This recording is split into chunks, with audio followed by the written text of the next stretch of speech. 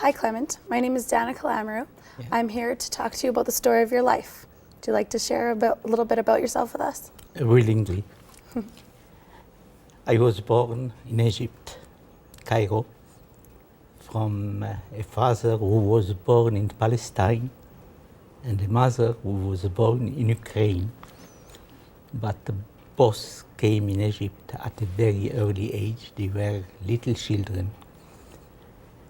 And my grandfather, from the side of my father, was also born in Palestine.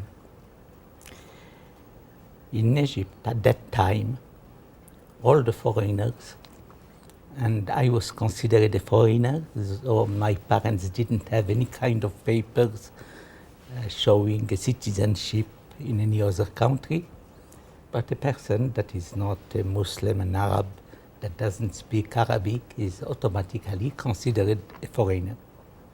All foreigners were speaking French as their mother tongue. It means English people were speaking French and their children were going to French school mostly. Greek were speaking French and their children were going to French children.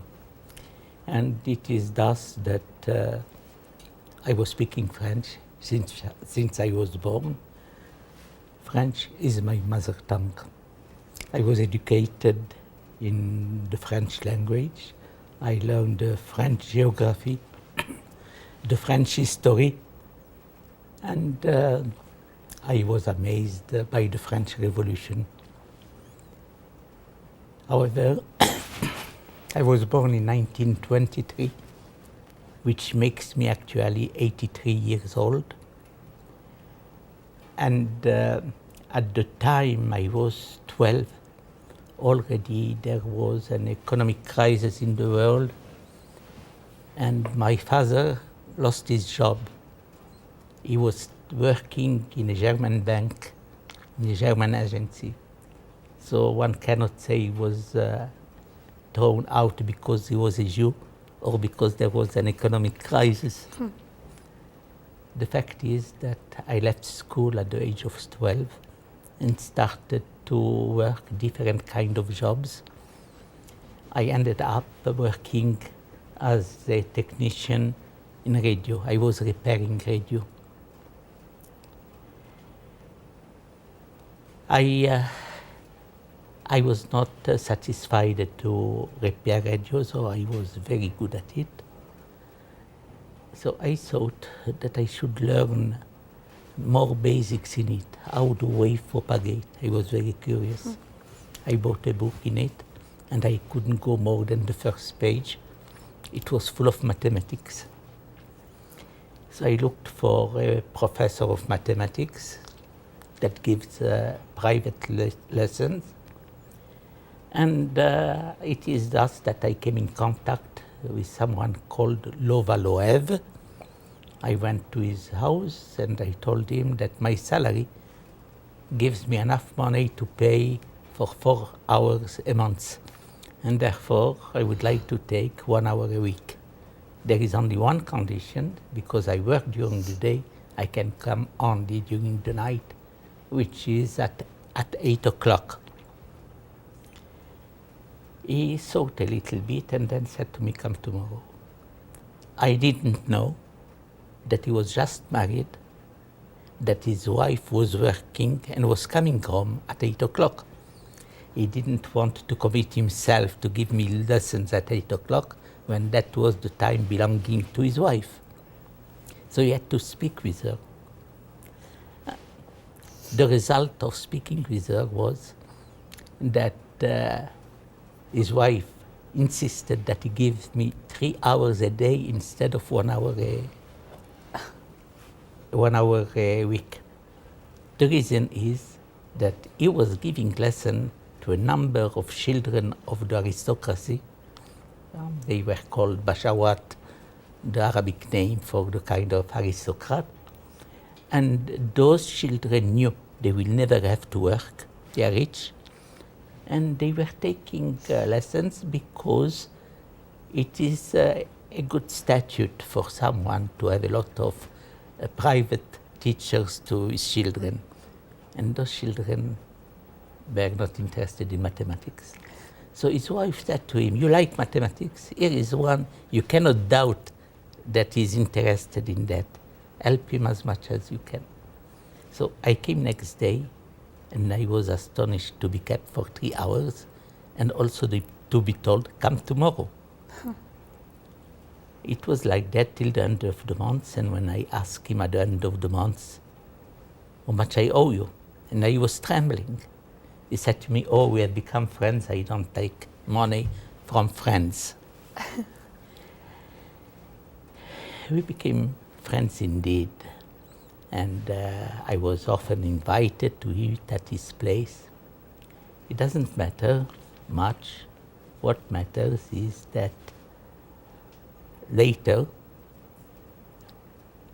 I was involved in a political group, and that political group aimed at liberating Egypt from the presence of the British Army. The British Army was occupying the Suez Canal. And I was arrested. I was tortured for 5 hours to give the name of those who are with me in the group. How I succeeded not to say a thing, to resist torture for 5 hours, is a story in itself, because nothing in life had prepared me to be tortured. Anyway, I didn't give them the names, and it was followed by 10 years of jail. So I remained in jail for 10 years, from the year 49 to the year 59. I came out of jail, I'm thrown out of Egypt, and I end up in Israel, where all my family was, father, mother, brother, because in the meantime, Gamal Abdel Nasser came to power. I have a lot of regards for him. I have a good opinion about him, though, as a result, the good position in the societies and so on stopped to be those of the foreigners. With Gamal Abdel Nasser, Egyptians should have the priority. So the foreigners started to leave Egypt, and most of the Jews ended up in Israel. In Israel, I was employed as a technician in electronics at the Department of Physics.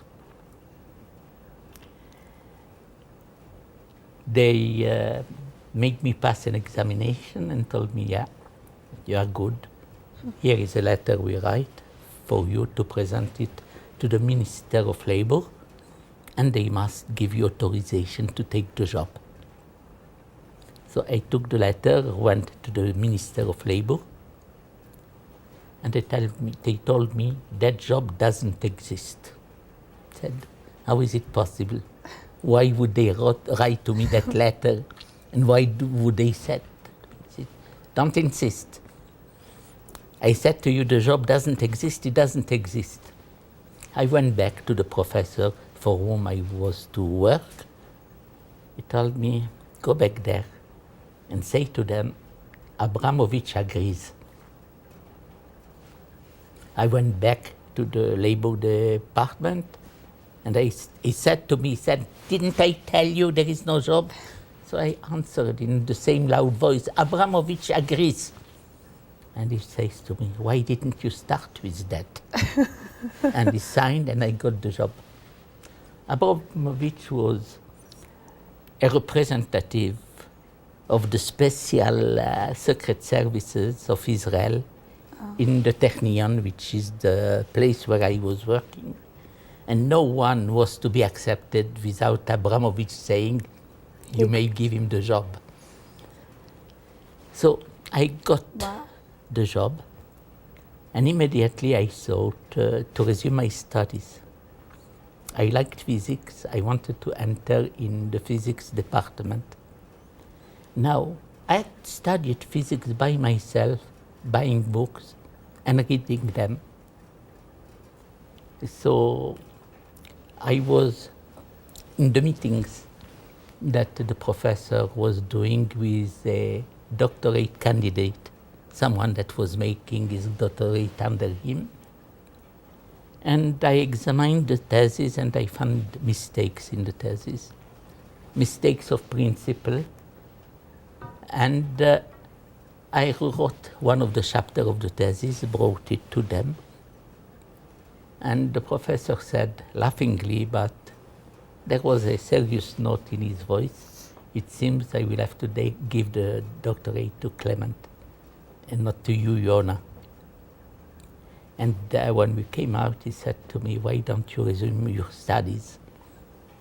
I said, I don't want to start from the first year. He said to me, from where do you want to start? I said, from the fourth year. The last year of physics.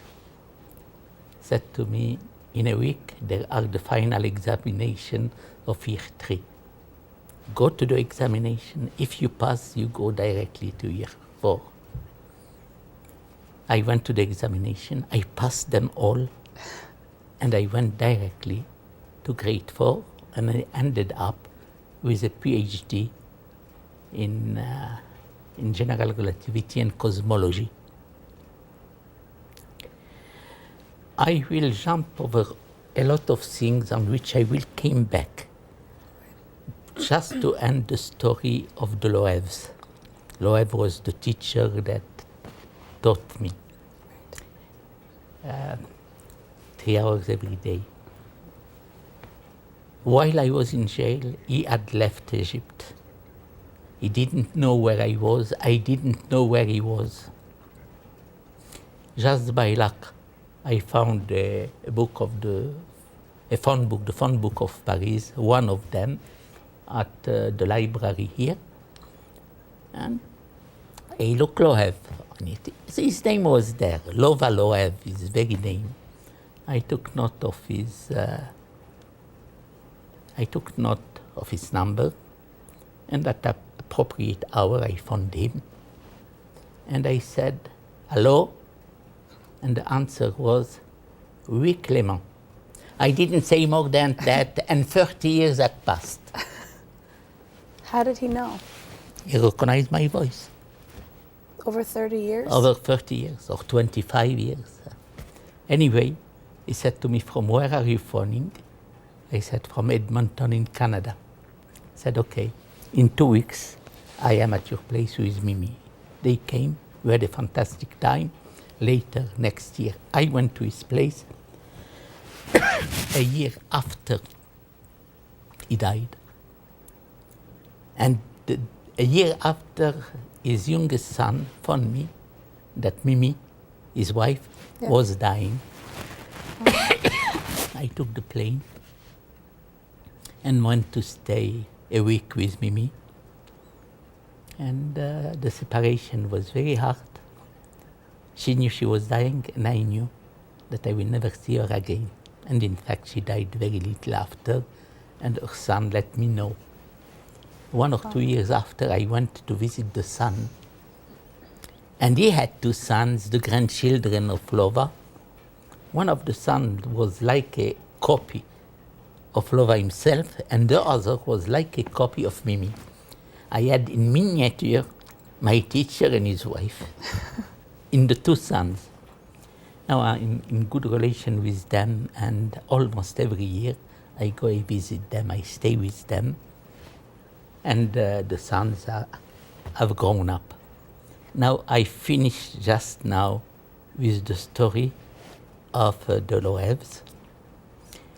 I married in Israel. I was 38 when I married. My wife was 30. She had a son from a previous marriage. And I got 2 sons with her. I don't want to give details about how was the life